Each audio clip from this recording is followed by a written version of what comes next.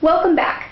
I'm Carlyn Hammond with the Museum Services Program at the Texas Historical Commission. This podcast is part of our series for the Training for Texas Museums Initiative, which is a project funded by the Institute of Museum and Library Services. This particular webcast is a continuation of the previous two on salvage demonstration and techniques.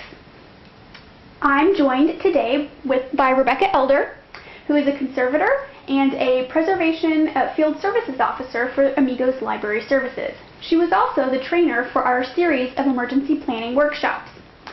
As a reminder, our demonstration today is very tidy. We're using clean tap water and we're handling just a few objects. In your emergency, you'll likely be dealing with dozens or even hundreds more objects. Our water is clean, whereas yours may be dirty. You'll need to make sure that you're following the appropriate safety precautions when working in those conditions. If you have any questions or concerns about that, please contact our office at the Texas Historical Commission. This podcast is the final one in our salvage demonstrations. Today we're going to practice salvaging wet paintings, glass, and metal objects. And I'm going to turn it over now to Rebecca. Thanks, Carlyn. So for salvaging metal, and glass, the big supplies that we need are towels, some kind of damp cloth to blot with. You can use paper. You could use paper towels in a pinch as well because they're very soft.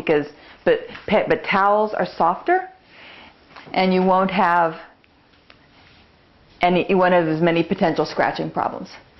So this is actually pretty easy. Set up an area to dry on, and pick up your object and let it drip until it stops draining. And then we're just going to blot it. And it's important to blot it rather than rub it, because if there's been any damage to the finish, rubbing it can damage the finish further. So just always blot, blot, blot, blot, blot, and set it out to air dry. For metal, the same thing. Just pick it up, let it drain. If you have iron objects in your collection, they would be a top priority to get salvaged first, because when you get iron wet, it rusts. But in general, metal should come through pretty well. Again, it's just blot, blot, blot, blot, blot. And I'm going to let it drain. And the last thing I'm going to salvage is a painting. For paintings, the big thing is we want to have somewhere we can let them dry flat. So if it's a large painting, you're going to need a large area. We also want something that we can use to elevate the painting off the ground so we can get air circulating on all four sides. Since we just have a little tiny painting, we're going to use some drinking glasses. But if you have a bigger painting, you might use blocks of wood, whatever you come up with. It doesn't have to be fancy, it just has to work. And I'm just going to pick the painting up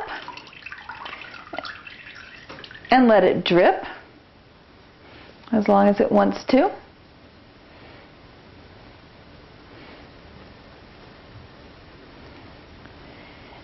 And put it paint side up on my supports so that the air can keep moving around it, and just let it air dry. The canvas may stretch out when it dries up, and that's fine. You can work with a conservator later on. Whenever you're doing salvage, all you're trying to do is to keep things from getting moldy before you have a chance to get them dry. So salvage isn't about perfect, it's just about dry. So we'll just let this dry, and we can deal with our conservator later. Very good. Well, thanks again, Rebecca. This concludes our series of podcasts on emergency salvage procedures.